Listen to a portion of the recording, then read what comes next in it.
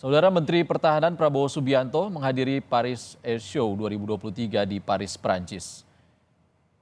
Di Paris Air Show, Prabowo bertemu CEO Dassault Aviation, Eric Trappier.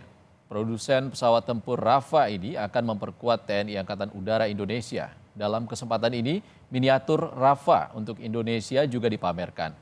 Paris Air Show adalah pameran kedirgantaraan terbesar di dunia.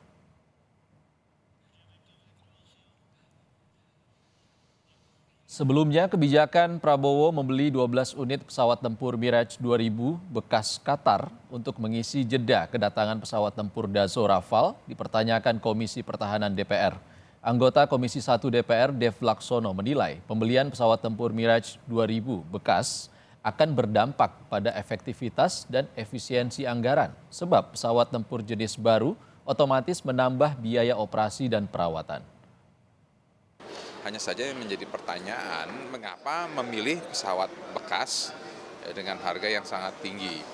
Karena jenisnya itu kan tipenya beda ya dengan tipe yang ada yang sekarang. Kita kan sekarang banyak kan F-16 atau Sukhoi. Bila pengadaannya jenis yang sama, itu lebih memudahkan ground service-nya, ground crew-nya, air crew-nya, maintenance, training, segala macamnya itu sudah ada, tinggal ditambah, ataupun juga diperkuat. Nah, kalau kita menambah jenis baru, berarti kan ini harus ada penambahan berbagai macam hal.